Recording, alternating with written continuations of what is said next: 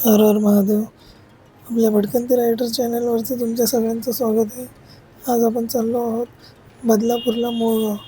मोळगाव जायचं कारण एकच आहे की निसर्गाच्या सानिध्यात बसलेलं खंडोबा मंदिर किंवा खंडोबा गड. जेजुरी गडानंतर इकडंच हे खंडोबाचं मंदिर आपल्याला बघायला भेटेल, जिथं प्रत्येक सण साजरा केला जातो. आणि इकडे येण्यासाठी आपल्याला 2 रूट आहेत. एक म्हणजे तुम्ही बाय रोड मॅप टाकून येऊ शकता आणि दुसरा म्हणजे ट्रेन. सर्वात बेस्ट ऑप्शन सगळ्यांसाठी.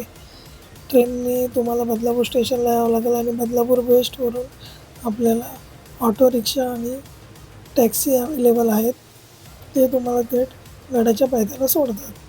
गडाच्या पायथ्याला आल्यावर 5-10 पायऱ्या चढल्यावरती आपल्याला म्हाळसादेवीचं मंदिर बघायला भेटतं. आणि म्हाळसादेवीचं मंदिरात जाऊन आपण पाया पडून पुढं निघालो की आपल्याला जागोजागी असे ड्रम बघायला भेटतील. ते ड्रम शो पीस म्हणून नाही तर कचरा टाकण्यासाठी आहे. तिकडे तिकडे कचरा करू नका, रिक्वेस्ट आहे. तसंच गडावर चढण्यासाठी आपल्याला 500 ते 550 पायऱ्या आहेत. आणि हे जे दृश्य तुम्हाला बघितलं ते असं म्हटलं जातं की खंडोबा देव जेव्हा जेजुरी गडावरून आपल्या घोड्यावरून निघाले तेव्हा थेट इकडं कुळगावामध्ये या गडावरती आले आणि गावकऱ्यांनी त्यांचं मंदिर बांधलं. खाली जे आपण बघितलं ते होतं घोड्याच्या टापाचे निशाण, असं इथल्या गावकऱ्यांचं म्हणणं आहे. आणि वरती खंडोबा देवाचं मंदिर जे खूप सुंदर आहे आणि वरून निसर्ग सौंदर्य एवढं सुंदर आहे की अप्रतिम. आपण ते शब्दात सांगू नाही शकत. तुम्ही स्वतः येऊन बघा किती सुंदर आहे ते.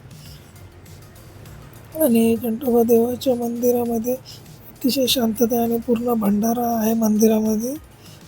आणि देवाची प्रतिमा तर अतिशय सुंदर आहे. वरून आपल्याला चारी बाजूला हिरवगार सौंदर्य बघायला भेटेल. आणि सह्याद्रीच्या पर्वतरांगा आणि तसंच बारवी डॅमसुद्धा बघायला भेटेल. आणि तुम्हाला खरं सांगतो नक्की इकडं व्हिजिट द्या. रविवारचं येऊ नका कारण की खूप गर्दी असते. ज्या दिवशी सुट्टी नसेल त्याच दिवशी या.